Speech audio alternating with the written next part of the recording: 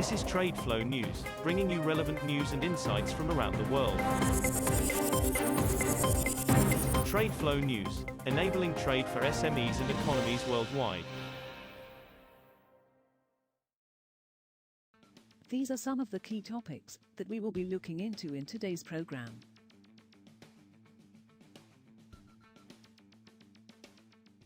First, let's take a look at the overnight headlines which are impacting the commodity markets. Independent Russian oil refiner Fortinvest has clinched a deal that will see Russian gasoline sent to Pakistan by land for the first time, two industry sources said on Friday, as Russian refiners seek alternative markets for motor fuels days before an EU import ban. Fortinvest has sold to a trader an initial 1,000-ton lot of gasoline from its Orsk plant for delivery to Pakistan and has more requests to supply gasoline, diesel and LPG to the country, the sources added.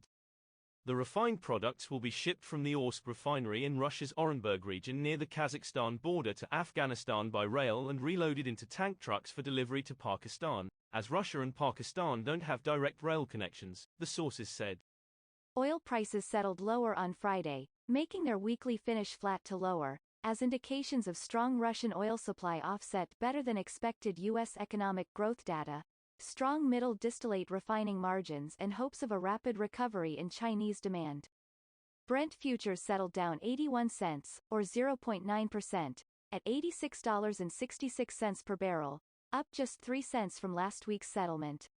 U.S. crude fell $1.33, or 1.6%, to settle at $79.68, 2% lower on the week.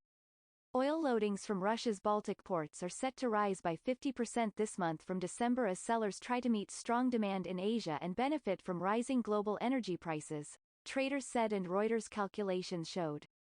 Moving on to the top news in the energy sector. Indian refiners' crude oil processing in December rose about 4% from a year earlier, provisional government data showed, in line with elevated demand in the world's third biggest oil importer and consumer. Crude oil production last month was at 586,700 barrels per day, 2.48 million tons, down nearly 1.2% year-on-year. The data showed, on lower output at certain oil and natural gas corporation clusters.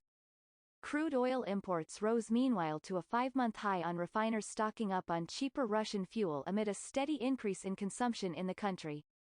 The U.S. House of Representatives passed a bill on Friday limiting the ability of the Energy Secretary to tap the Strategic Oil Reserve without developing plans to increase the amount of public lands available for oil and gas drilling. Representatives backed the bill 221 to 205, with support from only one Democrat. President Joe Biden would veto the legislation should it pass Congress, the White House said this week. The bill is expected to face an uphill battle in the Senate, which unlike the House, is controlled by Biden's fellow Democrats. The Strategic Production Response Act, or H.R. 21, requires the U.S. Energy Secretary to develop a plan to increase oil and gas leasing on federal lands, including submerged ones on the outer continental shelf, before tapping the Strategic Petroleum Reserve. Next, we have the top news in metal markets. An era of breathtaking palladium rallies is likely to be ending, analysts said, as rising supply and stagnant demand erode prices of the metal used to neutralize vehicle exhaust emissions. Palladium, once the cheapest major precious metal, rocketed from less than $500 an ounce in 2016 to above $3,400 last March, leaving platinum and gold for dust. Powering the rally was rising demand from automakers who needed more palladium per vehicle to meet tightening emission standards. Supply could not keep up, leading to huge deficits. Copper prices slumped on Friday, pressured by a firmer dollar and uncertainty about how soon Chinese metals demand will rise after the country dismantled strict COVID-19 controls. 3-month copper on the London Metal Exchange, LME, eased 0.8% to $9,258 a ton by 1700 GMT.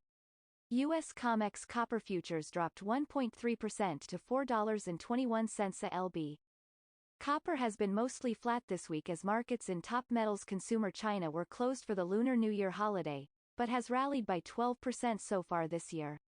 The Shanghai Futures Exchange reopens on Monday. We will now look at the top news in the agricultural. Sugar mills in India's top producing state Maharashtra are set to stop cane crushing 45 to 60 days earlier than last year as heavy rain has curtailed sugar cane availability, a senior state government official told Reuters on Friday.